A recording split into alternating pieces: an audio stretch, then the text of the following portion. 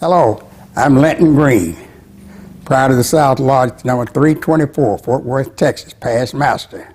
I was born in Stevens, Arkansas, September 18, 1926. From the time I had knowledge of really where I were, they had relocated out of Stevens and gone out into the country, a place about 5 miles south of a little place called Collindale, Arkansas. We were sharecroppers, my parents were. They owned the farm.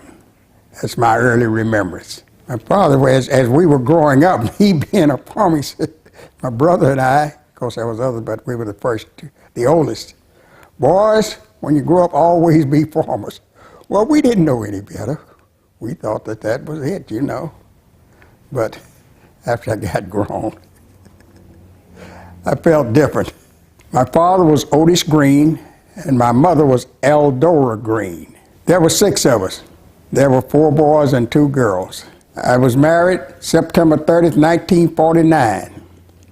My wife died February 14th, 2004. Yes, we had 6 children, 3 boys and 3 girls. 7 grandchildren, 12 great-grandchildren, and 3 great-great-great-grandchildren.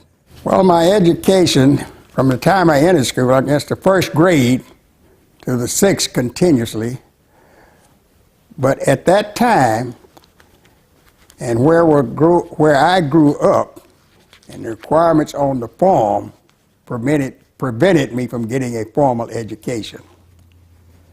I guess I was practically grown before I eventually passed the GED test. Oh, I received a certificate of training in 1975 from Tarrant County Junior College. January of 1943, left Arkansas at age 16.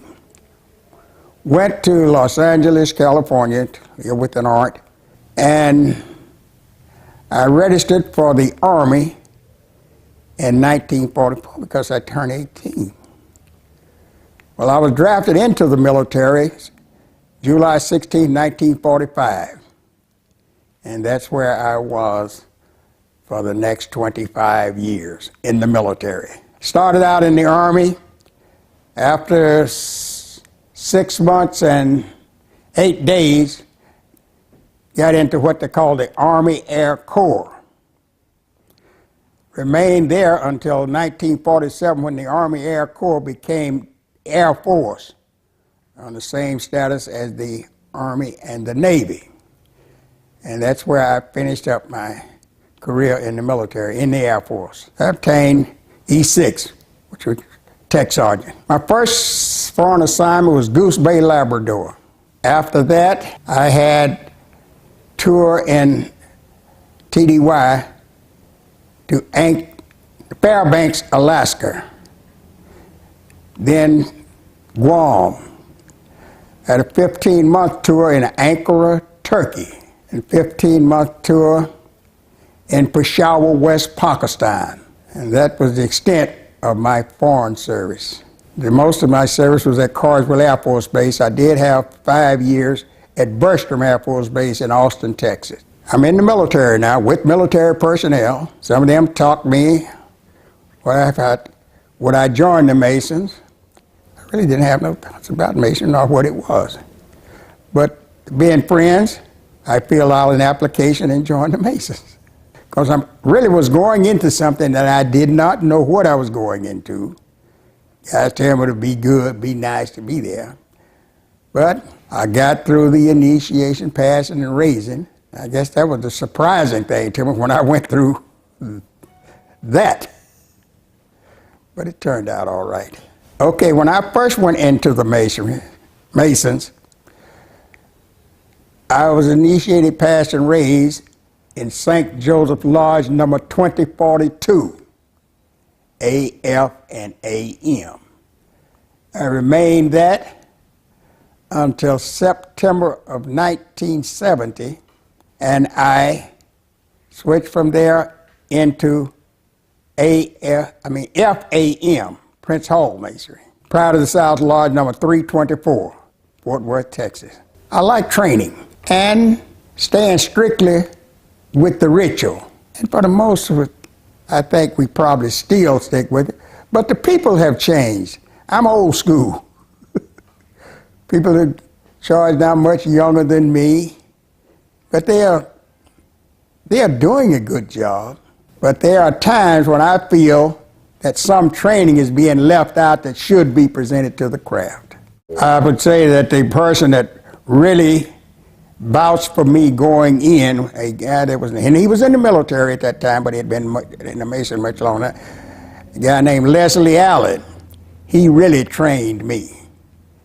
I had to learn all of those lectures and be able to state them by heart, answer every question. I know he would come to my house sometime. We sit, and he would grill me over and over and over. I remember when I went from the first to the second degree, and I answered all the questions, gave the signs so in such a manner that some of the members in the lodge claimed he gave me the book to study. But no, I got it from lecture. Oh, I guess when I was nominated and elected for Worshipful Master, I suppose. 1991, I was able to preside as we initiated, passed, and raised a number of people. They had cornerstone laying ceremonies, burial, and I performed a lot of the Masonic burials. In fact, I was the head of a burial team they had here in Fort Worth. They would send bodies from other places to be buried here because this was their home. And whenever that would happen, me being the chief of the burial thing here, I'd get my crew together and we would perform that ceremony. I met so many people. I guess one person would, well, I can't think of his name. He's a past master. He's dead now. Grandmaster Cash. He was sort of an influence to me. I think he was the master after I.H. Claiborne. I'm not sure. Memory don't serve me too well, but he had an influence on me.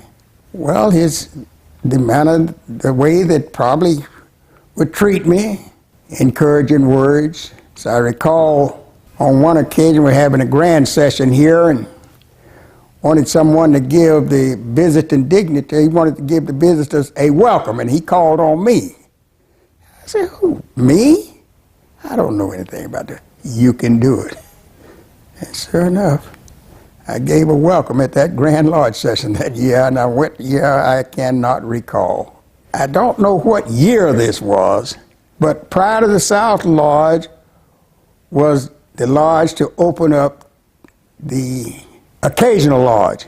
Ben Lewis was the worshipful master, and I was the senior warden, and L.D. Evans was the junior warden. I remember Brother Lewis, because he's passed on, but he was sitting in the east. He was the worshipful master. I was his senior warden. And believe it or not, when he's looking down and reading his book, we're opening up. And I was popping back his answer to him from memory. No. And in fact, that's when I kind of became known with my performance that was performed at that occasional lodge opening, with all everyone in attendance. And a lot of people had seen me before. They saw a little ruddy guy running around with it. But the way I performed there at that opening and closing, that kind of made this little kid known among the crowd. But I.H. Claiborne was the Grand Master. It could have, possibly could have been in 1972. I met him, shook hands with him, I spoke with him.